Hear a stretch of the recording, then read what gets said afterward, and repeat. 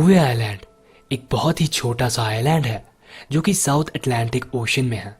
ये पृथ्वी की कुछ ऐसी जगहों में से एक है जहां पर कोई भी नहीं रहता है, और यहाँ पर अगर कोई रहना भी चाहे तो ये कोई आसान काम नहीं होगा।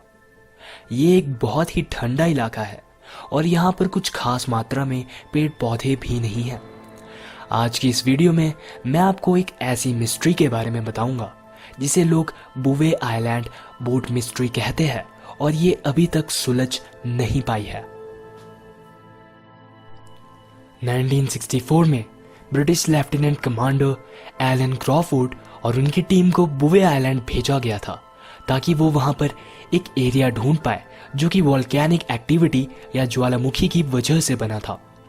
वहां पहुंचने पर उन्होंने कुछ ऐसा देखा जिसकी वजह से वो हैरान हो गए। जब वो उस एरिया में पहुंचे जो कि वोल्केनिक एक्टिविटी की वजह से बना था और जो सिर्फ 10 साल पुराना ही था, तब वहां उन्होंने एक बोट को देखा। ये सुनने में भले ही आपको नॉर्मल लगे, पर यह बिल्कुल भी नॉर्मल बात नहीं थी।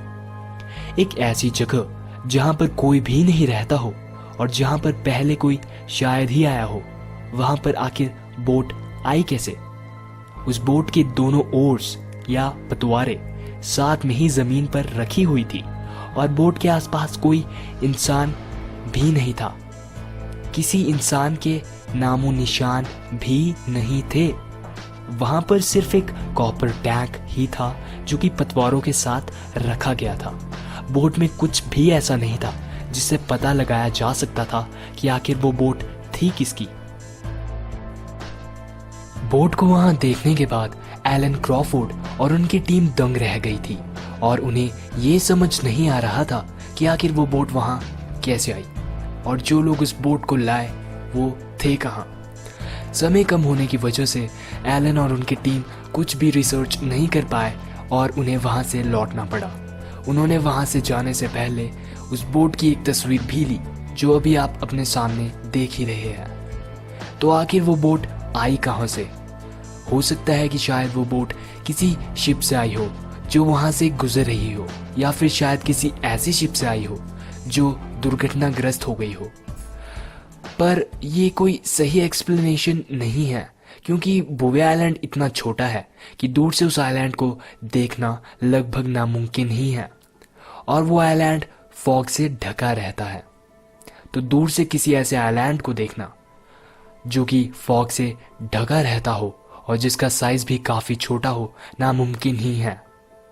बुवे आइलैंड के आसपास मौसम भी खराब ही रहता है, बल्कि काफी खराब रहता है। आप में से कुछ लोग शायद यही सोच रहे होंगे कि शायद कोई शिप उस एरिया के आसपास क्रैश हो गई हो और उस शिप से कुछ लोग बच निकलने में कामयाब हो गए हो, और शायद वो कुछ लोग ही उस बोट के सहारे बुवे आइलैंड तक आए हो। चलिए मान लेते हैं कि ऐसा ही हुआ होगा, तो फिर आखिर वो लोग गए कहां?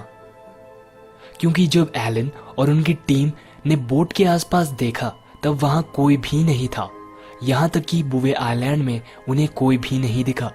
कुछ लोग ऐसा भी मानते हैं कि शायद वो बोट किसी शिपरेक के बाद खुद ब खुद ही तैरते हुए बुवे आइलैंड तक आ गई हो, पर ऐसा भी नहीं हो सकता क्योंकि वहां पर पतवारें ऐसे पड़ी थी जैसे किसी ने उन्हें सोच समझकर अच्छे से रखा हो। अगर आप लोगों को लग रहा है कि ये रहस्य यहीं तक सीमित है तो आप लोग गलत हो, क्योंकि कुछ सालों के बाद जब वहां पर फिर से एक टीम को भेजा गया था तो वहां उन्हें ना ही वो बोट मिली और ना ही कॉपर टैंक और वो 2 पतवारे। क्या वो बोट जिसकी थी वो उसे वापस ले गया? पर ऐसा हो कैसे सकता है, क्योंकि बोट को वहां से ले जाने के लिए हेलीकॉप्टर या शिप की जरूरत तो जरूर पड़नी थी। जो भी हो, ये एक बहुत ही बड़ा रहस्य है और इसे आज तक कोई भी एक्सप्लेन नहीं कर पाया है। अब अगर मैं अपनी बात करूं तो मुझे लगता है कि शायद वो बोट वाकई में किसी ऐसे आदमी की थी जो वहां किसी शिपरेक के बाद आया हो। वहां पहुंचने के बाद शायद खाने की तलाश में वो बुवे आइलैंड के अंदर गया हो और खराब मौसम की वजह से उसकी वहां मौत हो गई हो, और बर्फ की वजह से शायद उसकी डेड बॉडी भी वहीं दब गई हो। और वैसे भी एलन और उनकी टीम के पास ज़्यादा समय नहीं था, इसीलिए वो मूवे आइलैंड में ज़्यादा रिसर्च भी नहीं कर पाए और इसीलिए शायद उन्हें डेड बॉडीज भी नहीं मिली।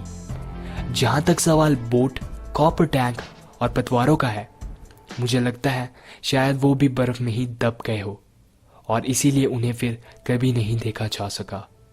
पर फिर भी ये मेरी खुद की थ्योरी है और आखिर बुवे आइलैंड बोट मिस्ट्री की सच्चाई क्या है, ये तो कोई भी नहीं जानता। आप लोगों को क्या लगता है, आखिर वो बोट किसकी थी और वहां वो बोट कैसे आई? कुछ सालों बाद वो बोट आखिर गायब कहाँ हो गई? क्या आप लोग मेरी थ्योरी से सहमत है? क्या आप लोगों की अपनी थ्योरीज भी है? मेरे साथ कमेंट सेक्शन में ज़रूर शेयर करें।